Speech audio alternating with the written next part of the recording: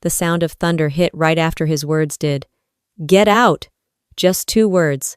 But they stripped away everything I thought I had. I stood there, 7 months pregnant, barefoot on the cold marble floor of our Asheville mansion, holding the side of my belly like that might stop it from breaking with me. Nathan didn't even look up.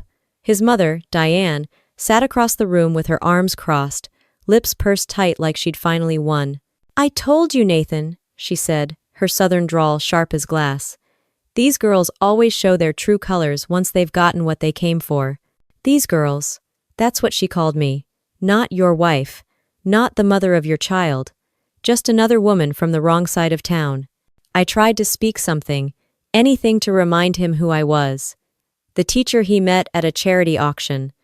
The woman who loved him before his money ever mattered. But my voice cracked before the words came out. "Nathan, please, you don't mean this." He did. His eyes were flat, almost bored.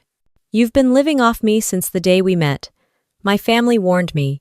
He turned to grab his phone, like this was just another business meeting he was ending early. "You trapped me, Elise. Congratulations. I hope the baby was worth it." My throat burned, my body shaking. "You think I wanted this alone?" "Enough." Diane stood up. "You got your little taste of high society. Time to go back where you belong." "Oh, close." Something inside me snapped, not loud, not violent, just quiet and final. I looked at him one last time, searching for a flicker of the man who once promised to protect me. But all I saw was the man his mother raised. I walked out. Slowly, because at 7 months pregnant, speed wasn't an option. My suitcase barely zipped. My hands trembled so badly, I dropped my phone twice before I reached the door. Nathan didn't follow. He just said, "Don't slam it." Outside, the rain hit like needles. The driveway lights blurred through my tears as I dragged the suitcase to my car. My breath came in short bursts, anger, fear, disbelief, all crashing at once. When I turned to look back, Diane was watching from the window, her silhouette framed by chandelier light. For a second, I thought she'd wave. She didn't. She just turned away. I sat in the driver's seat and stared at the house. That perfect white stone mansion, the one I used to clean every morning, rearranging flowers and pretending it was home. I thought about the nursery upstairs, half-painted and waiting. I thought about the names we'd argued over. He'd wanted something elegant. I wanted something human. The wipers squeaked, cutting through rain and memory. The baby kicked, hard enough to pull me out of my thoughts. "It's okay," I whispered, even though nothing was. "We'll be okay." But I didn't believe it. The road ahead blurred. Asheville's streets were quiet, empty, except for the glow of streetlights bouncing off puddles. I didn't know where to go. Every friend I'd had before Nathan was gone. Lost to distance, new jobs, new lives. He'd made sure of that. "You don't need anyone else," he used to say. I'd believed him then. I drove until my eyes hurt too much to stay open. Finally, I pulled over in front of the one person I could think of, Julia Adams. My best friend since college, the nurse who'd held my hand through every heartbreak before this one. I sat in the car for 10 minutes, trying to gather the courage to knock. When she opened the door, the smell of chamomile tea hit first. Then her face shock, then fury, then sadness all at once. "Oh my God, Elise, what happened?" I didn't even try to answer. I just broke down. She helped me inside, sat me on her worn-out couch, wrapped a blanket around me. "You're freezing," she said, but her voice cracked too. I told her everything in broken sentences, how Nathan had been distant, how I'd seen messages from his assistant, how Diane had called me a gold digger in front of him, how he hadn't said a word to stop her. Julia listened quietly, the way nurses do when pain isn't physical. When I finished, she said only one thing. "He's going to regret this, Elise." I wanted to believe her. But right then, all I could think about was how everything I'd built, every promise, every dream, had disappeared with one order. Get out. She brought me tea, turned on a lamp, and sat beside me until my breathing slowed. The clock ticked somewhere in the background. I could feel the baby moving again, restless like me. I pressed a hand to my stomach, whispering, "We'll figure it out." Julia touched my shoulder gently. "You don't have to figure it out tonight. Just rest. You're safe here." Safe. That word hit harder than I expected. Outside, the rain finally stopped. Inside, the silence was heavy but warm. I stared at the ceiling, eyes wide open, trying not to think about how far I'd fallen from his wife to a woman sleeping on a friend's couch with nothing but a suitcase and a child on the way. But deep down, under the fear and heartbreak, something tiny stirred. A thought. A spark. Maybe this wasn't the end. Maybe this was the first real beginning. If you've ever watched someone walk away when you needed them most, tell me in the comments what you would have done in my place. And don't forget to subscribe for more real-life cheating and revenge stories that prove sometimes the truth fights back harder than any plan ever could. The sound of rain faded into the hum of the refrigerator, and the couch underneath me felt too small for all the weight I was carrying, physical and otherwise. My body hurt, but my mind wouldn't rest. The world outside was quiet, yet inside, my thoughts were loud enough to keep me awake. Julia had fallen asleep in her room hours ago. I could hear her steady breathing through the thin wall, a rhythm my body envied. The baby kicked again, harder this time. "I know," I whispered. "You didn't ask for this either." I turned toward the window. The city lights looked softer from this side of town, like mercy lived here in small doses. My phone buzzed once, lighting up on the coffee table, Nathan's name flashing across the screen. For a split second, I thought maybe he was calling to apologize. Maybe he realized what he'd done. My heart betrayed me by hoping. But it wasn't him. Just a payment alert from our joint account. The last $200 had transferred out into his name. My stomach turned. Even now, he was making sure I had nothing. I sat up slowly, pressing a hand against my ribs, where pain shot through every time I breathed too deeply. I wasn't just humiliated. I was erased. The life I'd built, our house, our child, even my name belonged to him now, at least on paper. I remembered how he used to talk about control. He said it like it was responsibility, but it was always ownership. "I'll take care of you," he used to say. But he didn't mean love, he meant possession. A tear slid down my cheek, hot and uninvited. I wiped it away, almost angry at myself for still crying. There was nothing left to mourn.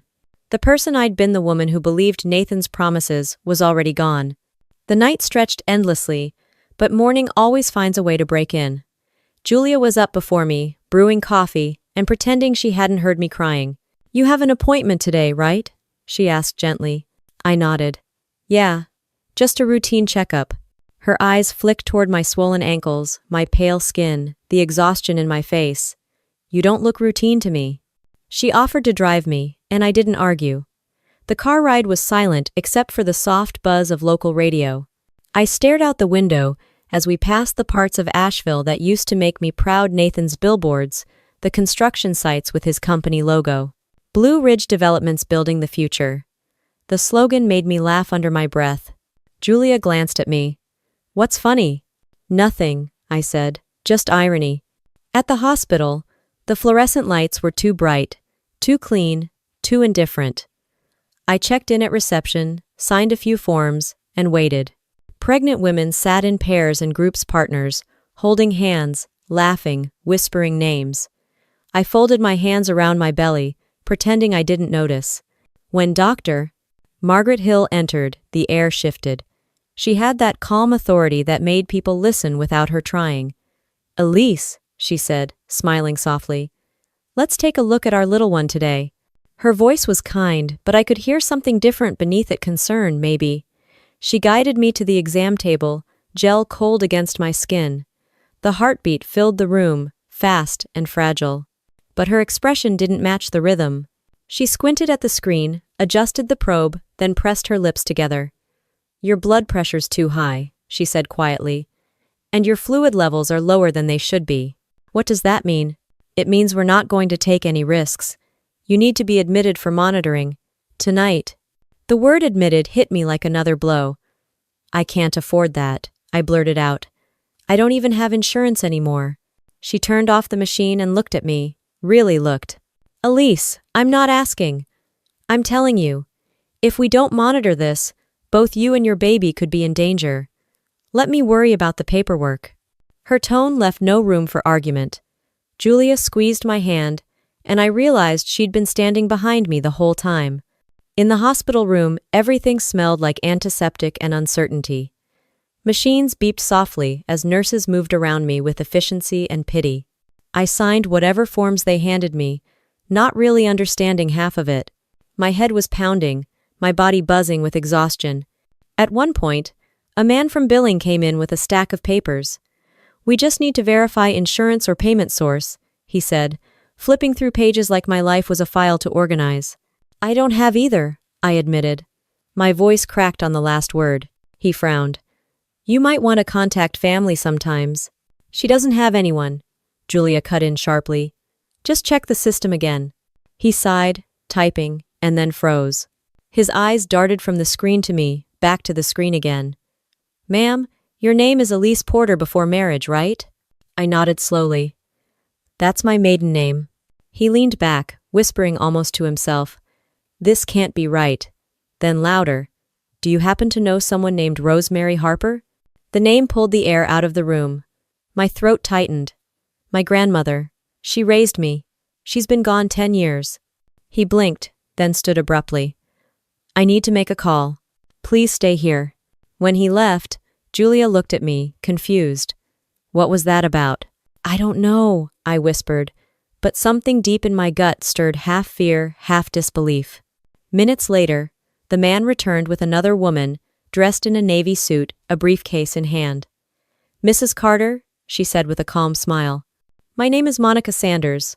I'm an estate attorney. I think we need to talk about your grandmother." I stared at her, trying to understand what was happening. She sat down beside me and opened a folder filled with documents, each stamped and dated years before. "Your grandmother left behind a trust fund in your name. It's substantial.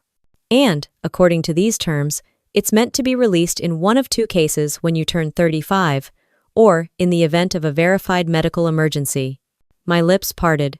This must be a mistake. "It's not." She turned the page toward me. My name, my full name, was written in looping cursive under the heading, Beneficiary, Elise Harper Porter. The machines kept beeping. My heart did too, a little faster now. And for the first time since Nathan threw me out, I didn't feel powerless. I felt something else, something steady, rising slowly from the wreckage. The heart monitor kept its steady rhythm, a sound that felt almost human, like it was trying to reassure me that life still had order even when everything else didn't. Monica Sanders sat beside my bed, flipping through a folder thick with papers older than I was. Her voice was calm but precise, every word landing with weight.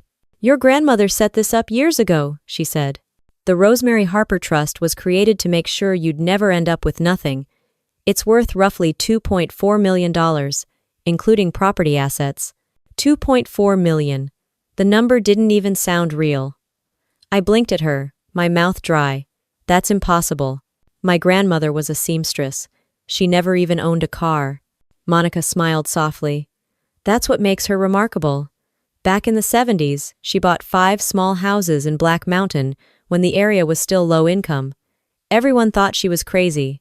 She rented them out, lived modestly, and never sold until the neighborhood started booming again 30 years later." I stared at the papers, her signature, that looping R I'd seen on birthday cards and Bible notes. My grandmother, the woman who sewed dresses for church ladies and neighbors, had quietly built a small empire. Tears pricked my eyes before I could stop them. She used to tell me to always save for the future. I just thought she meant lunch money. Monica's smile turned into something closer to admiration. "She didn't want you to live like she did.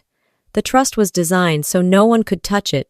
Not a husband, not a creditor, not anyone." Her words sank in slowly, like light through fog. My chest tightened, not with fear this time, but disbelief. I wasn't helpless. Not anymore. Julia squeezed my hand from the other side of the bed. "Looks like Grandma knew what she was doing." The attorney nodded. "She was smart and very deliberate. The trust could only be accessed when you turned 35 or under special circumstances, medical or marital distress. You qualify under both." The words, marital distress, made my throat close. I took a shaky breath. "So, it's mine?" "Yes," Monica said simply. "It's all legally yours, And there's something else. She flipped to a map, pointing to a shaded section of land. Part of your grandmother's property, one she sold but retained partial rights to, is underneath your husband's home in the Blue Ridge Development Zone. It was absorbed during a rezoning 20 years ago. He may not even know it, but technically, you have claim to that land. Julia let out a low whistle. Oh, that's poetic. And I didn't laugh. Not yet. I was too stunned to find humor in it. The irony hurt almost as much as the betrayal. I remembered the way Nathan used to brag about the house custom foundation, built from scratch. He'd always called it his legacy project, but the ground it stood on belonged to the woman he'd thrown out. My fingers tightened around the blanket. What am I supposed to do with this information? Monica leaned forward. Whatever you choose. For now, you need to focus on your health. But when you're ready, we'll handle the legal side. Quietly. She handed me a small leather folder with embossed gold letters. Rosemary H. Harper Trust. I ran my hand over it like it might disappear. That night, when the nurses dimmed the lights and Julia went home, I lay awake listening to the hum of machines and the faint storm outside. I couldn't stop picturing my grandmother tiny, tough, full of quiet dignity, sewing late at night, saving pennies, planning for a granddaughter she wouldn't live to see grow up. She had seen this coming, in some way. She'd known I'd need a safety net. And even from beyond the grave, she'd caught me before I fell. The next morning, the hospital administrator returned with more forms to finalize my access to the trust. I signed them with a shaking hand. For the first time in weeks, I didn't feel small. I asked Monica how long it would take before I could access funds. Legally, within 72 hours, she said. But you'll also start receiving official notifications. Once your husband's insurance tries to reconcile the hospital billing, this trust will appear in the documentation. I froze. You mean Nathan will find out? She hesitated. Yes, the billing process is automated. Once it hits the system, his insurance provider will notify him that you have independent coverage and assets under your maiden name. It's standard procedure. My pulse quickened. Nathan, who had called me worthless, a burden, a mistake, would soon learn I was wealthier than he'd ever imagined. I let the thought sink in slowly. It didn't bring joy, not yet just a strange calm. Justice wasn't loud. Sometimes it whispered before it struck. By afternoon, I was sitting up in bed, eating hospital oatmeal, and reading the documents over and over. Each line felt like a doorway I never knew existed. Julia arrived after work, bringing a small bouquet and her usual protective energy. How are you holding up? I think I just inherited more money than I can comprehend, I said quietly. And apparently part of the land under his house. Her mouth fell open. You're kidding. I wish I was. I am? Then I smiled for the first time in days, small, uncertain, but real. He kicked me out of a house I technically own. Julia grinned, shaking her head. Karma doesn't waste time. I laughed, the sound surprising both of us. It didn't last long, but it was enough. For a brief second, I felt lighter, like breathing didn't hurt so much anymore. Later that night, when the hallway lights dimmed, I wrote my grandmother's name on a scrap of paper, folded it, and tucked it under my pillow. I whispered, "Thank you." The monitors kept beeping steadily, marking every beat that meant I was still here, still fighting. And somewhere, on the other side of the city, I imagined Nathan's phone buzzing the first crack in the world he thought was untouchable. The next morning came too bright for the kind of night I'd had. Sunlight spilled through the hospital blinds, painting stripes across the paperwork Monica had left on the tray beside me. The folder with my grandmother's name, Rosemary H. Harper Trust, looked out of place among blood pressure charts and prenatal records, like something sacred had found its way into a sterile room. Nurse Carla came in to check my vitals, humming softly under her breath. "You're looking better today," she said, adjusting my monitor. "Dr. Hill will be happy to see your numbers improving." I nodded, though my mind wasn't on my blood pressure. It was on that name, Rosemary Harper. It felt like she was still here somehow, pulling strings from the afterlife to make sure I wouldn't disappear under Nathan's cruelty. When Dr. Hill walked in, she was holding her tablet and a knowing smile. "Well," she said, "looks like someone's grandmother left a surprise big enough to wake up half the hospital's finance department. I managed a weak laugh. You heard? Let's just say you're the story of the morning, she said kindly. And I couldn't think of anyone who deserves it more. She sat down beside my bed, her tone softening.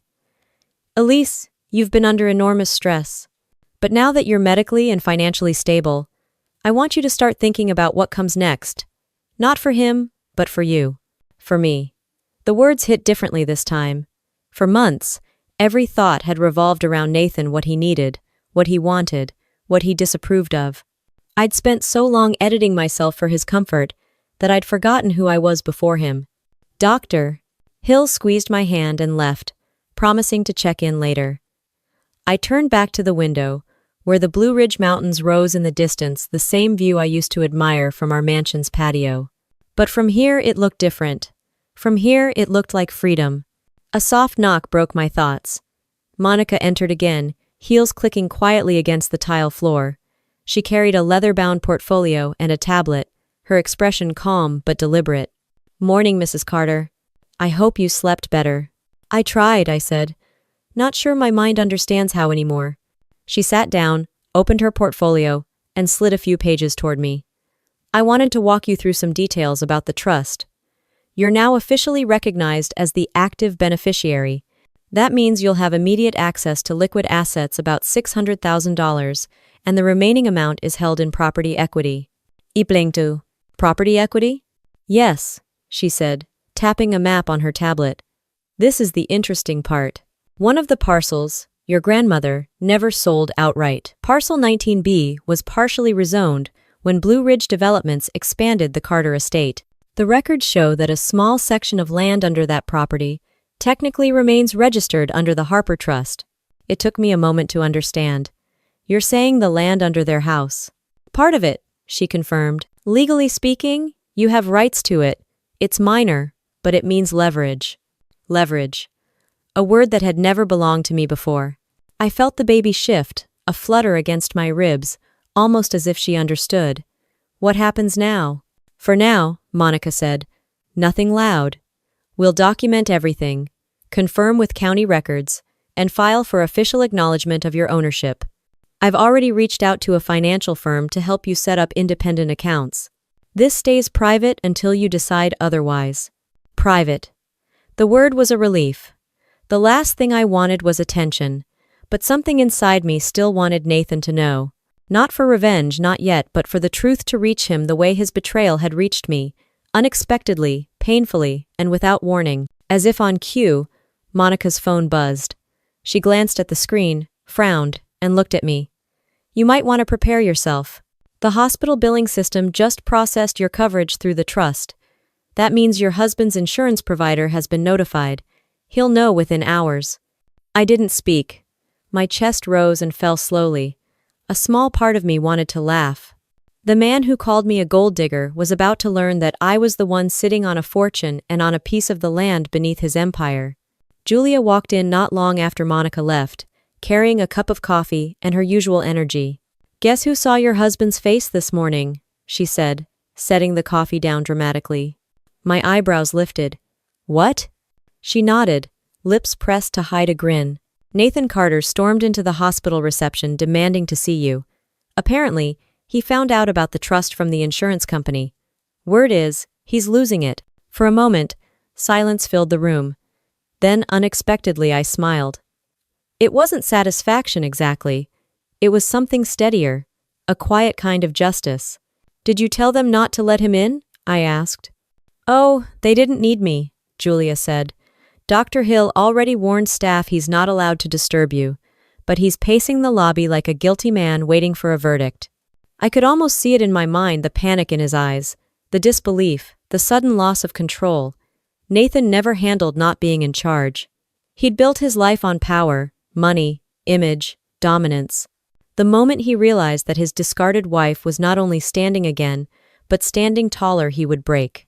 I sat back against the pillows and took a long breath. The fear that had haunted me since the night he threw me out was gone, replaced by something new, something sharper. Julia leaned closer. What are you thinking? I'm thinking, I said quietly, that I don't have to run anymore. She smiled, nodding. That's the woman I know. For the first time, I let myself picture the future, not the past I'd lost. I saw my baby's face, the classroom I used to teach in, the possibility of a life not defined by someone else's approval. Outside, the clouds began to part, sunlight cutting through in clean lines. It fell across my lap, warming the place where my daughter kicked again, stronger this time. I rested my hand over the spot and whispered, "We're going to be okay." All? And somewhere beyond those hospital walls, I knew Nathan was realizing for the first time in his life that I didn't need saving. I never had. The difference was that now, he knew it too. The elevator doors opened with a metallic sigh, and there he was, Nathan Carter, the man who had once sworn he'd protect me, now standing in a hospital lobby, looking like a storm in an expensive suit. His tie was loose, his hair disheveled, his phone clutched like a weapon he couldn't quite figure out how to use. He saw me from across the hall as the nurse wheeled me toward the elevator bay. For a moment he froze. The same man who'd called me dead weight now looked at me like he'd seen a ghost carrying his conscience. "Elise," he said, his voice low but trembling. "We need to talk." I didn't stop moving. "No," I said calmly. "You need to listen." "I don't." The nurse glanced between us, but kept pushing my wheelchair. Nathan followed, ignoring the stares of hospital staff. "You blindsided me," he said, his tone shifting from guilt to accusation like it always did.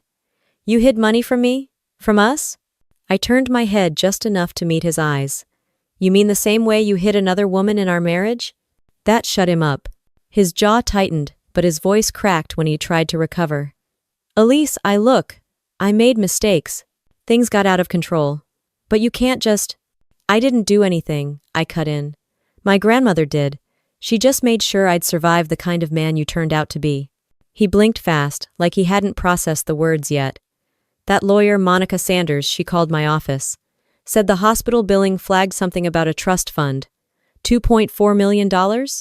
He lowered his voice. "Is that true?" I didn't answer.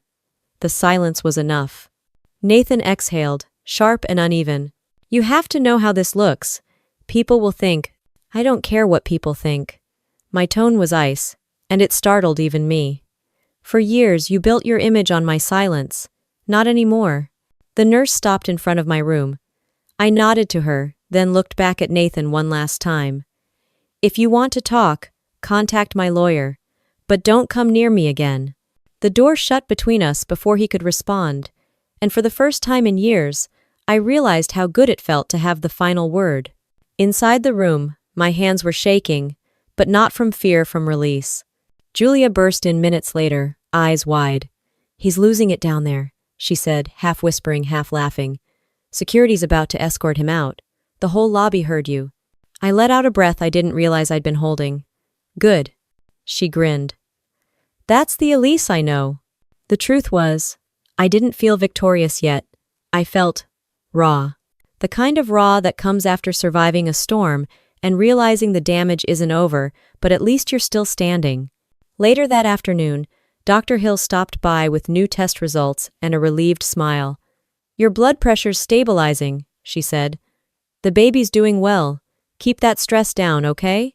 I nodded. "I'll try." But calm wasn't something Nathan ever allowed me to have. When visiting hours ended, I sat by the window watching the clouds roll over the Blue Ridge skyline. My phone buzzed again, another message from an unknown number. I opened it, and my stomach tightened. "Nathan, you win. Can we just talk? Please." "Nathan, I didn't mean to throw you out." I was angry. I panicked. "Nathan, you can't do this to me." That last line, "You can't do this to me," was everything you needed to know about Nathan Carter.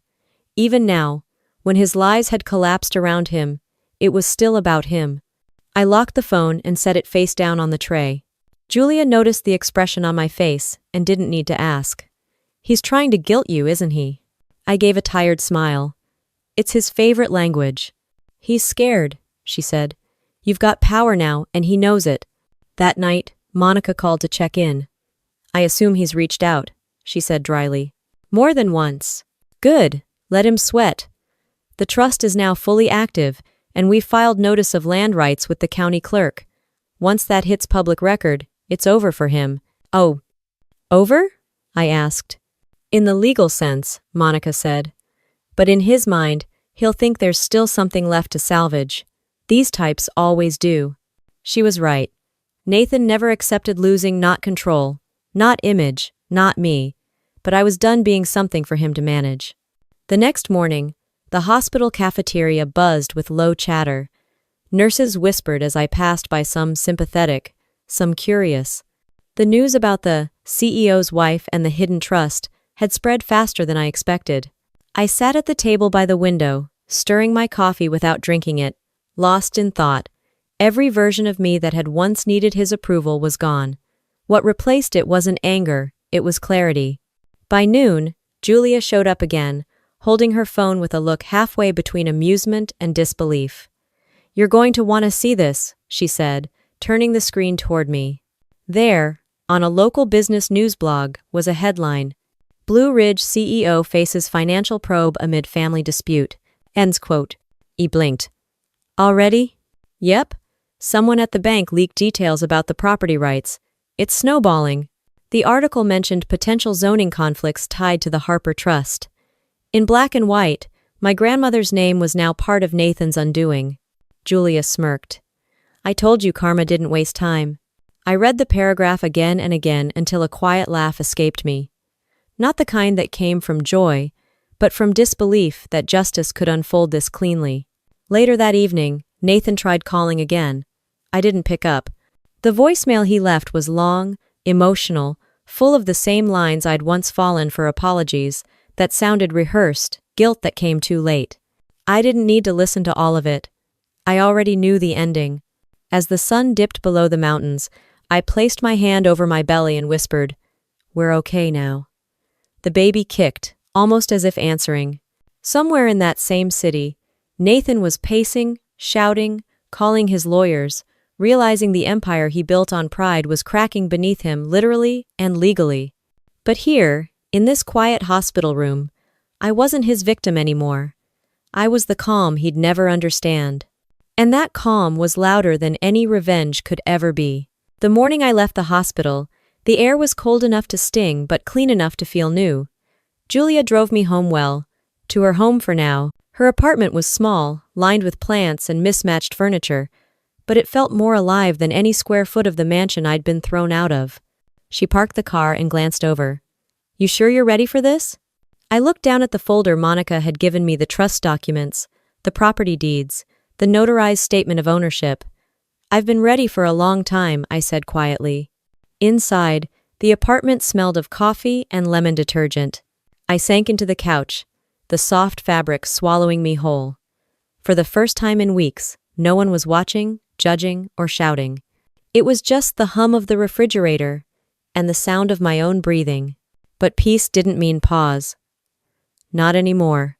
By noon, Monica called to confirm the paperwork had gone through. "Everything's official now," she said. "Nathan's lawyers reached out this morning. He's in damage control mode. They're trying to frame your grandmother's trust as a marital asset." All. I almost laughed. "He's really going to argue that?" "Of course," she replied. "That's what narcissists do. They twist anything to keep control. But the trust predates your marriage, and it was established under federal protection statutes. They'll lose." I took a slow breath. "Then it's time to make it public." Monica paused. "You're sure? Once this goes out, there's no taking it back. The press will eat it up." "I'm sure," I said. He turned my humiliation into a headline when he kicked me out. It's time the truth gets the same spotlight. An hour later, Monica's team filed a public notice with the Buncombe County Recorder's Office, confirming my legal ownership of the Harper land beneath the Carter estate. It was a clean move, professional, quiet, but devastating in its precision. Within minutes, local real estate blogs picked it up. Blue Ridge CEO's home partially owned by estranged wife's family trust. And free. The title alone was enough to send Nathan spiraling. Julia handed me her phone again later that afternoon, her expression half shocked, half thrilled. "He's trending," she said. He blinked. "Trending?" She nodded. "Somebody leaked a clip of him yelling in the hospital lobby yesterday. A nurse filmed it. The internet loves a villain." I couldn't help it, I smiled. Not from revenge, but from the irony. The man who built his reputation on control had finally lost it in public. Monica texted soon after. Perfect timing. Public exposure means he'll settle faster. We'll move forward with divorce filings tomorrow. That word divorce hit like both a knife and a key. It hurt to see it written, but it also unlocked the door to my freedom. That night, Julia helped me sit at her kitchen table while I drafted my statement. It wasn't emotional. It wasn't bitter. Just facts clear, cold, and true. After being removed from my home while 7 months pregnant, I learned of a trust left by my grandmother, Rosemary Harper. That trust included land tied to Blue Ridge developments. I have no intention of engaging in conflict. I only want what's rightfully mine. We sent it to Monica. She approved it without edits. The next morning, it was everywhere: local news, finance blogs, even national outlets picking it up as a Southern real estate scandal with family drama. By afternoon, Blue Ridge's investors were calling emergency meetings. Nathan's name was all over the news, but not for the reasons he was used to. The man who once appeared in magazines with captions like, "The visionary of Asheville's skyline," was now being dissected by the same press for ethics violations and marital misconduct. And while he scrambled to salvage his image, I was in Monica's office, signing the first set of divorce papers. She slid them across the desk, her tone steady. "You're requesting equitable distribution, custody, and full medical authority for the child." I nodded. "And the property clause?" "It's included," she confirmed. "We've also added an injunction preventing him from selling or modifying the house until your portion is formally released." I pressed the pen to paper. My hand didn't shake this time. When it was done, Monica smiled a rare, proud smile that said more than words could. "You just took back your life." That night, Julia ordered takeout fried chicken, mashed potatoes, the kind of meal that felt like home. We ate at her coffee table, laughing quietly at the absurdity of it all. "You realize you've become every woman's hero on Reddit right now?" she said between bites. "There's a whole thread about you titled, 'Pregnant Teacher Outsmarts Millionaire Husband.'" I groaned, laughing. "Oh, great. Just what I need." She grinned. "You're trending for the right reasons this time." As we talked, my phone buzzed again, unknown number. I didn't have to look to know who it was. I answered anyway, out of something like closure. "Nathan." His voice was tight, desperate. "You've destroyed everything. Are you happy now?" I stayed silent. He went on, his words spilling over themselves. "The company's under review. My investors are pulling out. My mother's furious. And God, Elise, do you even realize what you've done?" I spoke softly but clearly. "I did what you never thought I could stand up for myself." He tried to interrupt, but I didn't give him the chance. "You kicked me out, Nathan. You left me with nothing but a child and your pride. And still, somehow, I came out stronger. That's not destruction. That's survival." End of chapter. The line went quiet for several seconds before he whispered, almost pleading, "Can we fix this?" "No," I said. "You can live with what you built." I hung up, turned the phone off, and set it face down. Julia raised an eyebrow. That was satisfying to watch. "Not satisfying," I said, taking another bite of mashed potatoes. "Necessary." Outside, the city lights flickered against the mountains. Somewhere out there, Nathan was realizing that for the first time, he couldn't buy his way out of a mess. And for the first time, I didn't need to run from one. The silence that followed wasn't empty, it was earned. By Monday morning, Asheville woke up to chaos, and my ex-husband was the headline. Every local paper, business blog, and talk show had one version or another of the same story. Blue Ridge CEO faces public scrutiny after pregnant wife's eviction and trust revelation. "Are you?" Julia had the TV on while I sipped decaf coffee on her couch, one hand resting on my belly. The anchors spoke with that performative sympathy, reserved for scandals they secretly enjoyed. Sources confirm the company's founder, Nathan Carter, may have used marital funds to finance luxury properties, one of which reportedly overlaps with his estranged wife's inherited land. Julia muted the screen. "He's officially toast," she said, biting into a bagel. "His PR team is spinning faster than a washing machine, But it's too late. The internet has receipts. I stared at the screen, not smiling, not angry, just quiet. It was strange seeing your life turned into public consumption. But beneath the noise, I felt something I hadn't in months. Vindication. By noon, my phone was buzzing nonstop. Messages from old colleagues, neighbors, even distant relatives. People who hadn't said a word when I was humiliated, now suddenly wanted to check on me. I-9. And then came the comments online. She deserves better. Can you imagine kicking your pregnant wife out? Karma hit fast. Good for her. Grandma knew what she was doing. The voice of strangers became a chorus louder than Nathan's lies had ever been. Monica called that afternoon, her tone crisp but satisfied. The county clerk's office is inundated with press requests. The trust filing is now public record, and your legal ownership is confirmed. I've also been contacted by the Asheville Herald for an interview request. Do I take it? I asked. She hesitated. It depends what you want. You don't need to. But sometimes the best defense is visibility. It protects you from narrative manipulation. I thought about it. Nathan had always controlled the story. He'd made me the quiet wife, the dependent one, the woman grateful to be chosen. Maybe it was time I told my own version, not for revenge, but for truth. Book it, I said. I'll do it. That evening, we met at a small downtown studio. The journalist, a woman in her 50s named Diane Shaw, greeted me with a firm handshake and warm eyes. You don't owe anyone an explanation, she said before the cameras rolled. But I'm glad you're ready to tell your side. When the red light blinked on, I didn't script it. I just spoke. I was married to a man who believed love was measured by ownership. He thought if he provided everything, I would need nothing. But when I stopped needing him, he stopped seeing me as a person. Diane nodded, her expression steady.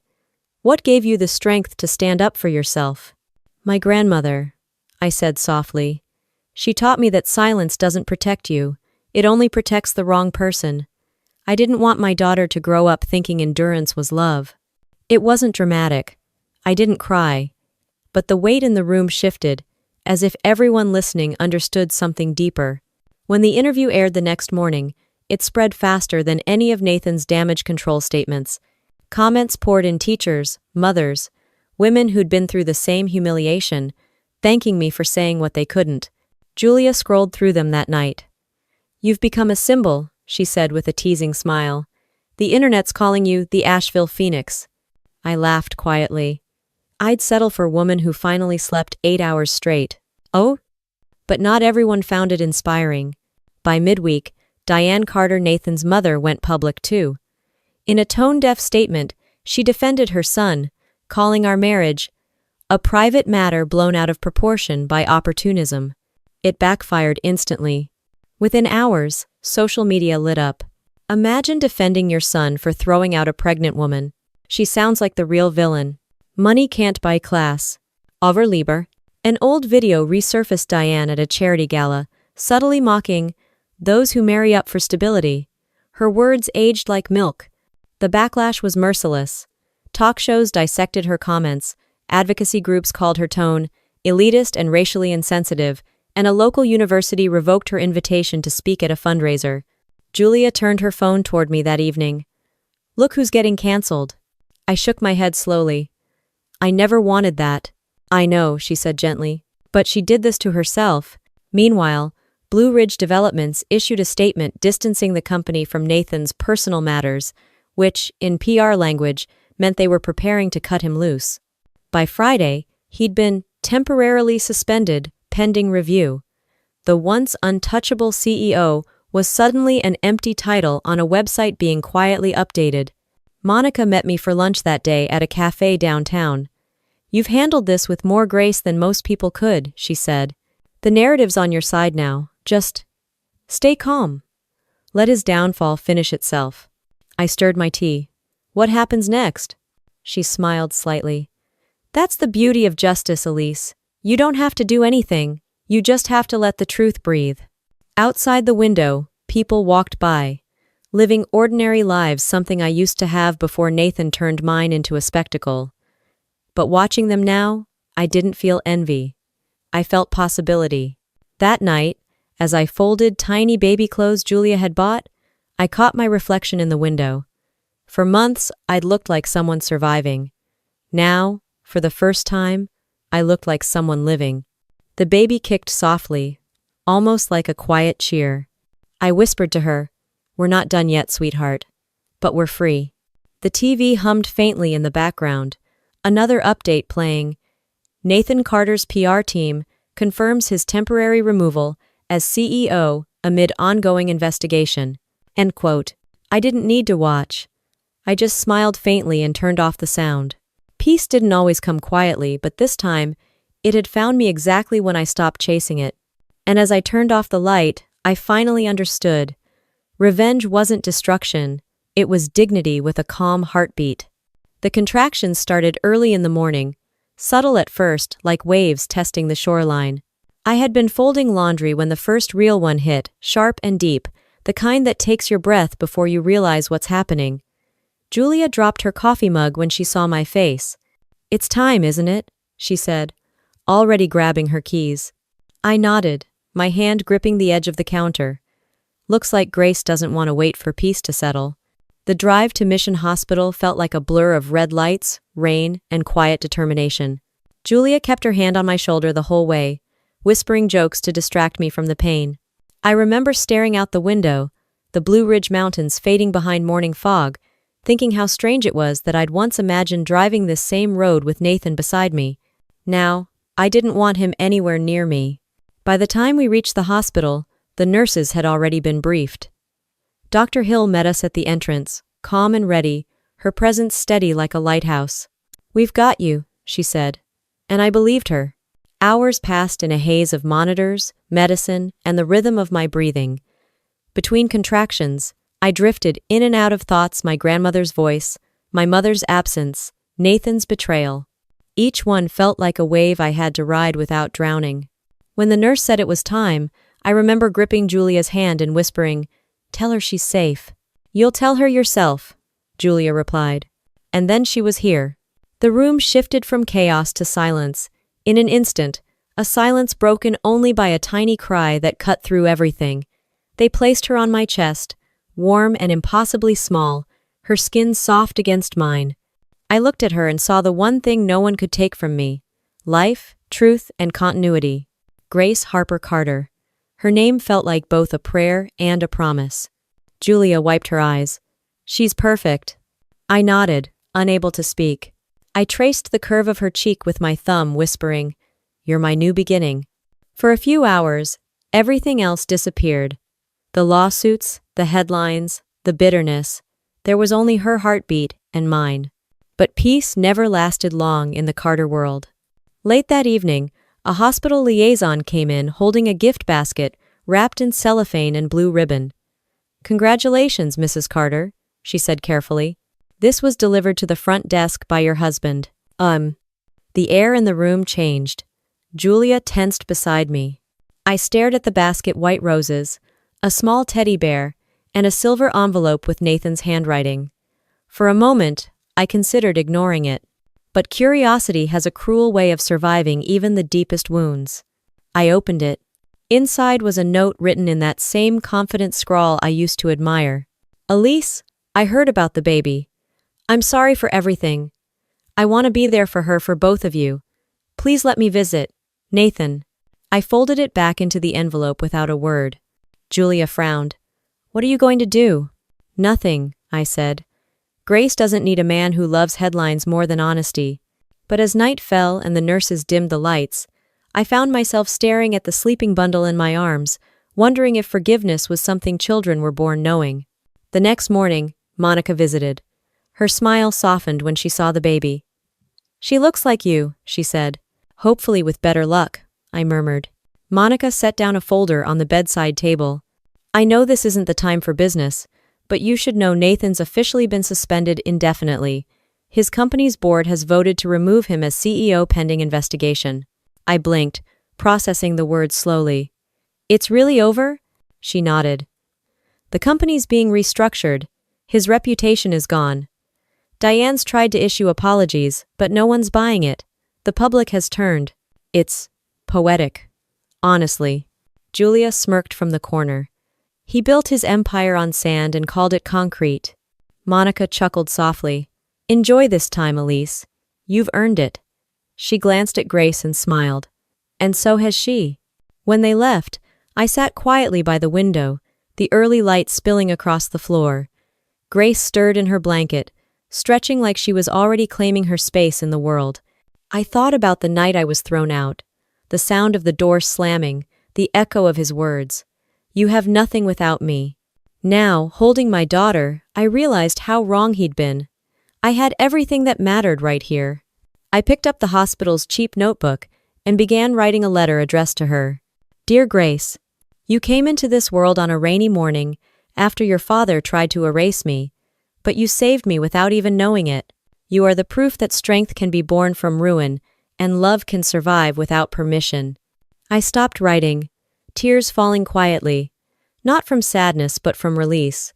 For once, my story wasn't about loss. It was about inheritance, not of money, but of resilience. As I looked at Grace sleeping, her tiny fist curled near her cheek, I whispered, You will never be ashamed of where you came from, only proud of how we rose. The nurses came in to check vitals, but I hardly noticed. I was lost in the moment, memorizing her face. Outside, the world was still spinning with gossip and headlines, but inside that small hospital room, time stood still. And while Nathan was somewhere drafting another apology statement or making phone calls he couldn't undo, I held the one thing he couldn't control: peace. Not revenge. Not victory. Just quiet, undeniable peace. When the nurse asked what to put on the birth certificate, I said clearly, Grace Harper. No Carter. No reminder of a name built on arrogance. Just Harper, the legacy of a woman who stitched strength into every thread she touched. And that decision, more than any lawsuit or press story, was the one that finally set me free. The baby sighed in her sleep, as if she knew. I leaned down and whispered, Welcome to the world, Grace. You came from fire, but you'll grow in light. And for the first time in a long, long time, I felt whole. The week I brought Grace home, the air in Asheville carried that clean chill of early spring. I moved into a modest townhouse on a quiet street, shaded by oak trees, a place that felt nothing like the marble museum I once lived in. Julia brought over groceries and a second-hand crib, and Monica helped set up a small desk for me by the window. For the first time in months, my world felt manageable. Grace slept beside me, her tiny breaths anchoring me in the present. Every soft coo was a reminder that I had survived. But survival wasn't the same as silence. The world outside was still buzzing, and the Carter Empire was cracking louder than anyone expected. Blue Ridge Developments, Nathan's pride and Diane's social currency, was under investigation for financial misconduct. Apparently, when his PR team tried to bury my story, a journalist started digging deeper into company accounts. They found funds quietly rerouted to private ventures, including one linked to Hannah Price, his assistant and lover. The story spread faster than wildfire. CEO's mistress involved in misuse of company funds. The words were plastered across business outlets nationwide. Hannah was fired within 48 hours, and Nathan was forced to resign completely. Julia texted me a screenshot of one article with the caption, Karma doesn't need GPS. Monica called soon after. It's official, she said. The board voted unanimously to remove him. Blue Ridge filed for Chapter 11 restructuring this morning. His name is poison now. I didn't gloat. There was a time I might have, but not anymore. Watching everything he built crumble didn't feel like triumph. It felt like gravity finally doing its job. I spent that afternoon on the couch, Grace curled against my chest, her warmth grounding me. The TV hummed quietly in the background, but I wasn't really watching until I heard Diane Carter's name. Seen leaving her country club in tears after being publicly confronted by protesters over racially charged remarks. I turned up the volume. A clip played Diane in her designer coat, trying to push past a crowd of reporters while a woman shouted, You called her a gold digger because she's black. Say it again. Isla. Diane's voice cracked as she mumbled something about misunderstanding, but the crowd wasn't buying it. The video hit social media within hours, and the backlash was brutal. Julia came over that night with Thai food and wide eyes. You've seen it, right? I nodded. She's getting a taste of her own medicine. Julia smirked. It's more than a taste. It's the whole course.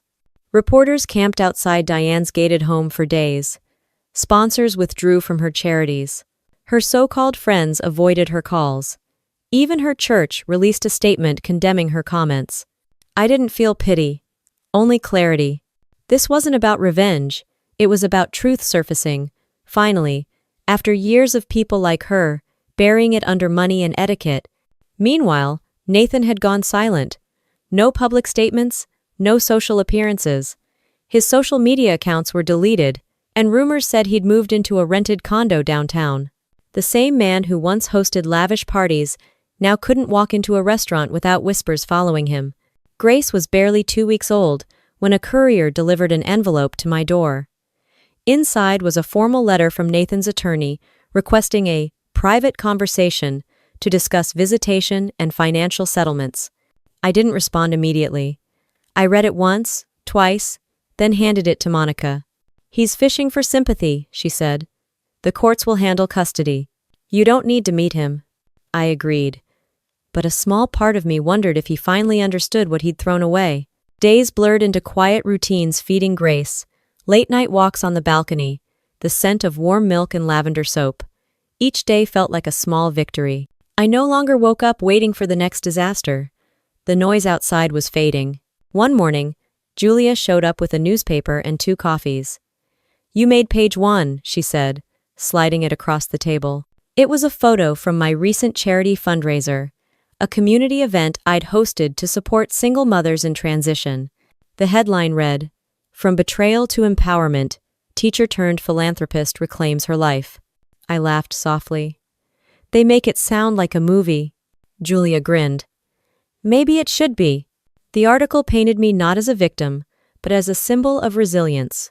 It mentioned the scholarship fund I was setting up for young women in need of housing and education. The same strength my grandmother left me was now something I could pass on. Still, part of me stayed quiet. Maybe because I knew stories like mine didn't always end cleanly. A week later, while folding Grace's tiny onesies, the doorbell rang. Julia opened it, then turned to me with a frown. It's him, she whispered. Nathan stood outside, thinner, paler, a man stripped of the armor wealth once gave him. His voice was low. I just want to see her. In resetting. Julia stepped forward, blocking him instinctively. But I raised a hand. It's okay. He took a hesitant step inside. When his eyes fell on Grace, something in his face broke. He looked at her like he was seeing daylight after months underground. She looks like you, he whispered. She's her own person, I replied. He swallowed hard. Elise, I don't expect forgiveness. I thought I had everything figured out. Turns out I knew nothing. End of. For the first time, he looked small. Not pathetic, not weak, just human. Grace stirred, and I adjusted her blanket. You wanted control, I said quietly. Now you have none. Maybe that's what you needed. He nodded slowly, tears threatening, but never falling. If you ever let me be part of her life, I'll follow your rules. No arguments. I didn't answer right away. I just watched Grace, her tiny fingers curling around mine. She'll know you, I said finally. But she'll also know what you did. Honesty is the only inheritance I'll allow. Nathan nodded, then left without another word.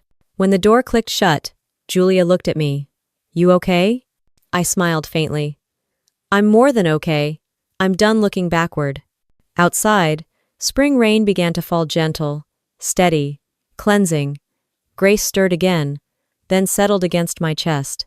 The world that had once crushed me was finally quiet, and I wasn't afraid of its silence anymore.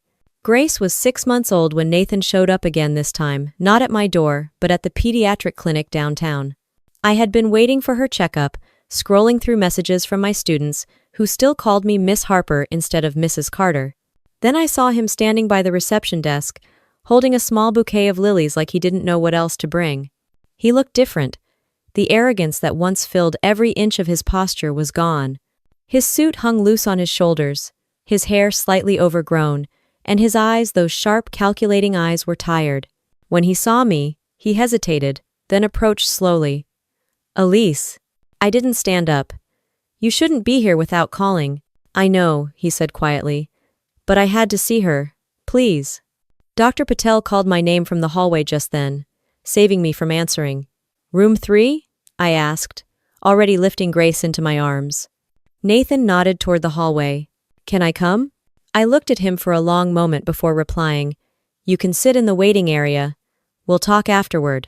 He lowered his head slightly, a gesture that would have once seemed impossible for him. Fair enough.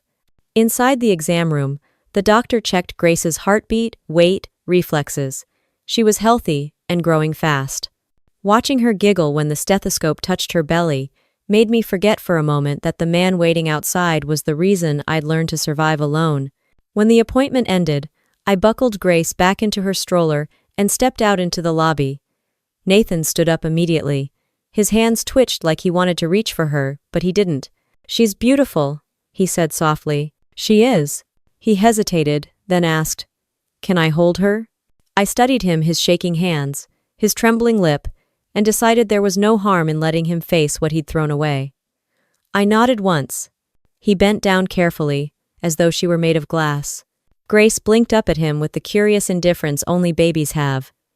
She grabbed his finger, and he froze, overcome by something that looked like both guilt and awe. For a long time, neither of us spoke. The sounds of other parents, crying toddlers, and beeping monitors filled the air between us. She deserves better than what I gave, he said finally. I know, I answered. He took a deep breath. I've been going to therapy, financial, emotional, everything crashed at once. The company's gone.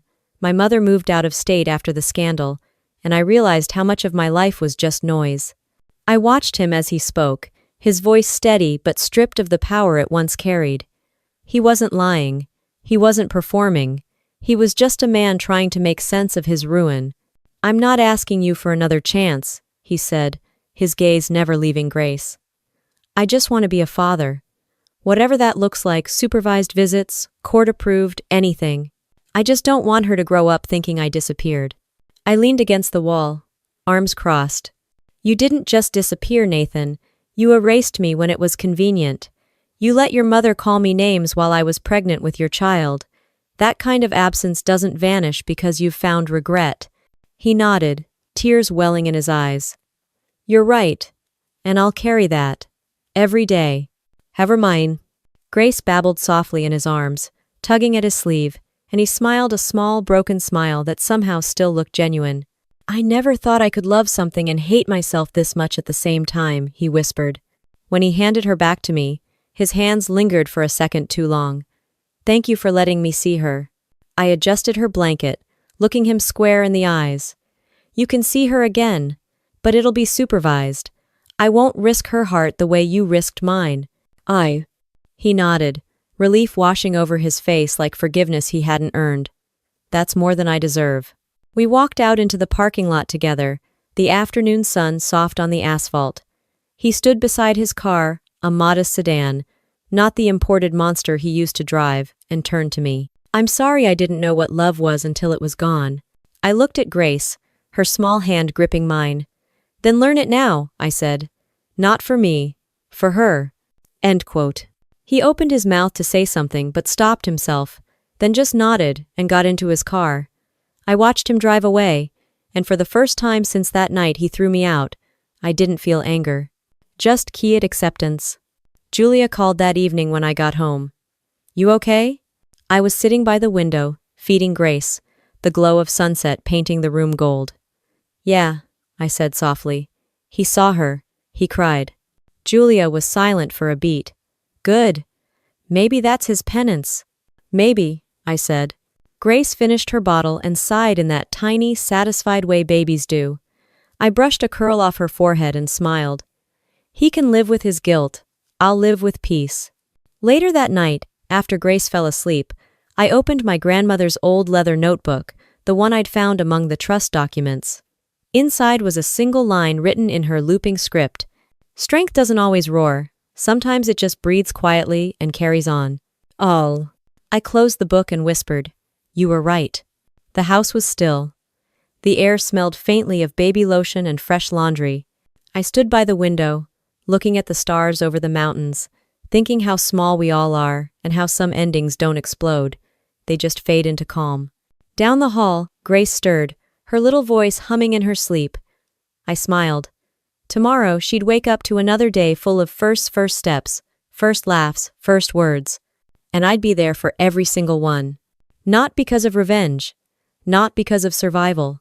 Because I finally had a life worth showing up for. The following months unfolded gently, like the world had decided I'd earned a slower rhythm.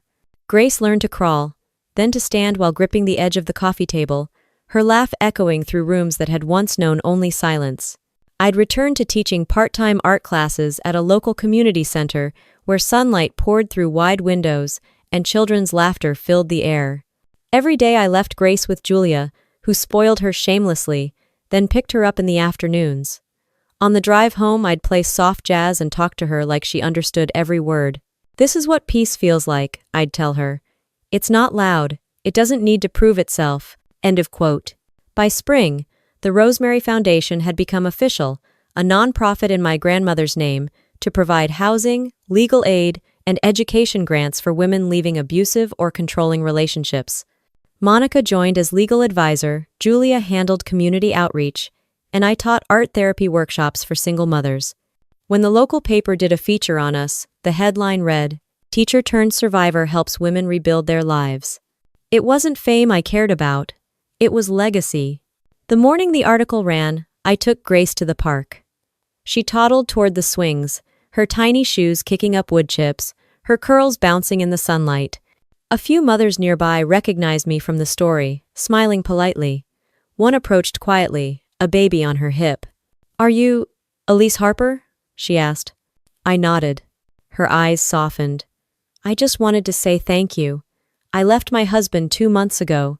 Your story gave me courage." I felt my throat tighten. "You gave yourself courage," I said gently. "You just needed someone to remind you it was already there." She smiled and walked away, and for a moment I thought of my grandmother again, her calloused hands, her steady voice telling me, "One day, you'll be the safe place someone else needs." Maybe this was what she meant. That evening, after Grace was asleep, I sat on the porch with a cup of tea and scrolled through my phone. I saw another message request this one from Nathan. "Thank you for letting me see her last month. I'm getting help, Elise. I've started volunteering at a youth center. I'm not asking for anything, but I thought you should know. She deserves a better version of me." I read it twice, then locked my phone and set it aside. I didn't feel the ache that used to follow his name. I didn't even feel the satisfaction of his regret, just stillness. The next morning, Grace woke me before sunrise with her usual babbling. I lifted her out of the crib, her little fingers grabbing my hair as she laughed. We sat by the window together, watching the first light stretch over the mountains. "You're growing fast, Grace," I whispered. "And so am I." At breakfast, Julia called. "You saw the new feature? About the foundation?" "Yeah, it's everywhere. Someone shared it on Good Morning America's page. The comments are full of women thanking you." I laughed softly. "Then we'll need more staff." Julia chuckled. "You're becoming the calm version of Karma, you know that?" "Calm Karma," I said, smiling. "I like that." Later that week, Monica invited me to speak at a community event. I stood on stage in a modest navy dress, Grace in Julia's arms in the front row. When I began speaking, my voice didn't shake. "I once thought survival meant pretending everything was fine," I said.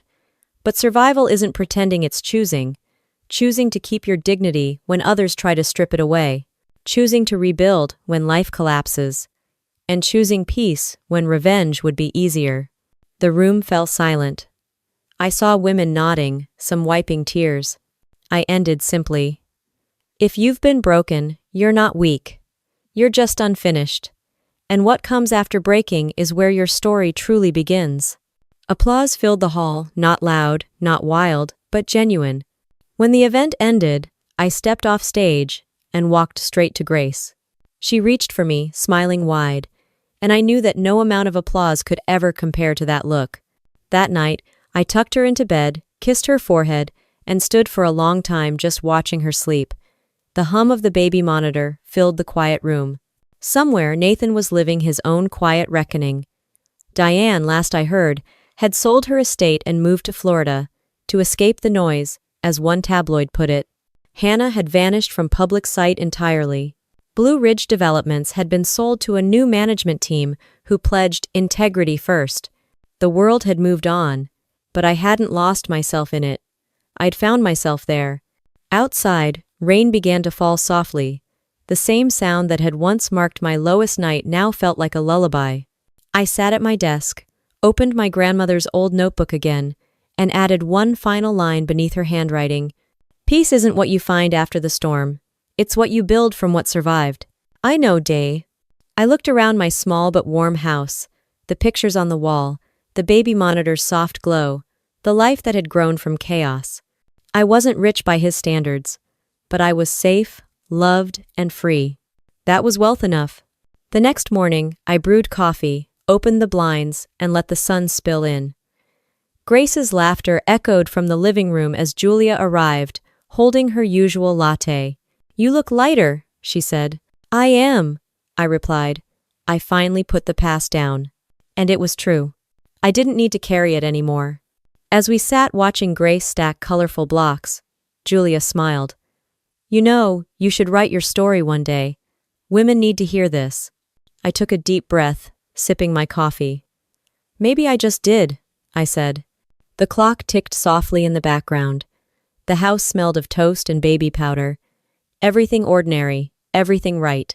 And in that stillness, surrounded by love and laughter, I understood the truth I'd been chasing all along. Revenge isn't money.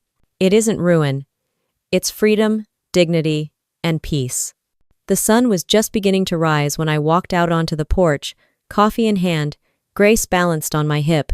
The mountains were wrapped in morning mist, the same way they'd been on the day I was thrown out of that mansion, except now, I wasn't the woman begging for belonging. I was the woman who'd built her own. The wind carried the faint smell of rain-soaked earth, and somewhere in the distance, church bells chimed. Grace pointed toward the sound and laughed, her little hand waving in the air as if greeting the day itself. "Yeah," I whispered. "We made it." It wasn't a victory anyone would see in headlines anymore. The world had moved on to newer scandals, louder tragedies. But my victory was quiet, steady, something that didn't need witnesses.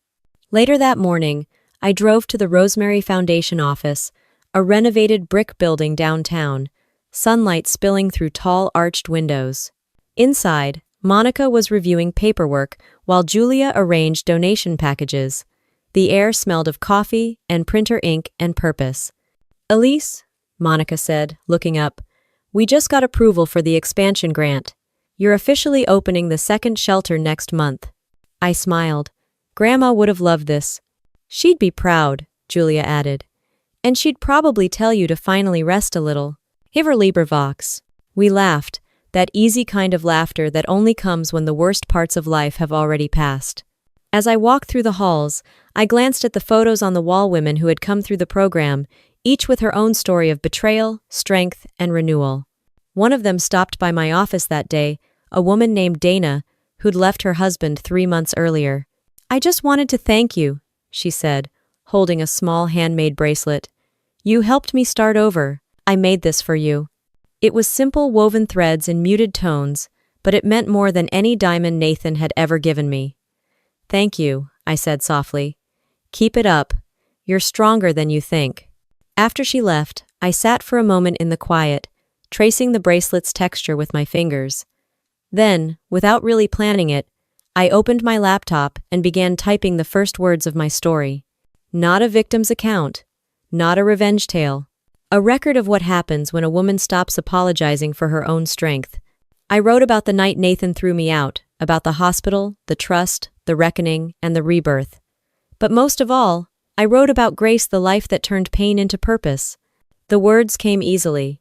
Not perfect, but honest. By the time I closed the laptop, the office was empty. Evening sunlight poured in, painting everything in warm gold. I picked up my phone and saw a new email from Nathan. "Elise, I just wanted to thank you for allowing me to see Grace. I've accepted that what we had is gone, and maybe that's the best thing that could have happened to both of us. She's beautiful, strong like her mother. I'll respect every boundary you've set." I hope one day she'll know I tried to become someone worth forgiving. I read it twice, then smiled faintly. It didn't sting anymore. It didn't even echo. It just existed, like a closed chapter in a book I'd already finished. At home that night, I bathed Grace, wrapped her in a towel, and sat with her by the window. The sky was streaked with violet and soft amber. "You'll grow up knowing love isn't supposed to hurt," I whispered. "You'll know that respect is louder than promises, and that peace doesn't mean silence, it means safety." She yawned, resting her head on my shoulder. I thought about how far we'd come from a couch in Julia's apartment to this quiet home full of light and laughter. From being a woman blamed for her pain to becoming someone who could heal others from theirs. Some people say revenge is satisfaction. But standing there with Grace, I knew better. Revenge was waking up free. Revenge was peace without permission. Revenge was looking at the man who broke you and realizing he no longer mattered. And as the rain began to tap softly against the windows, I whispered the truth out loud, not for the world, but for myself. Revenge isn't money. It isn't ruin. It's freedom, dignity, and peace. Grace stirred slightly in her sleep, as if she'd heard it too. The next morning, I took her to the park. Kids ran across the grass, parents chatted over coffee, the world kept spinning as it always had. Julia met us with her usual smile, camera in hand. "Say cheese," she called, laughing. I held Grace close and smiled. Not the kind of smile that hides pain, but the kind that's earned, the kind that says, "I'm still here, and I'm finally home." The shutter clicked, freezing the moment in time, a picture that would one day hang in the foundation's hallway, labeled simply, "The Beginning of Peace." Looking back, I realized betrayal doesn't destroy you, it reveals you. It strips away everything false until only truth remains. What Nathan's cruelty tried to erase, my grandmother's love restored. What money tried to define, peace redefined. Every scar on my journey became a line in a map leading me home to myself, to Grace, to quiet strength that doesn't need validation. So to every woman listening, your worth doesn't fade because someone failed to see it. Your voice doesn't lose power because someone tried to silence it. And your story, no matter how painful, can still end in freedom. If you've ever been betrayed, abandoned, or called less than enough, remember, you are not broken, you're being built. And sometimes, the life meant for you begins right where someone else thought yours had ended. If this story touched you, share your thoughts below. Tell me where you're watching from, and if you believe in karma's quiet timing. And don't forget to subscribe for more cheating stories, revenge stories, and real tales of husband betrayal, because sometimes justice doesn't shout, it whispers. And when it whispers, the whole world listens.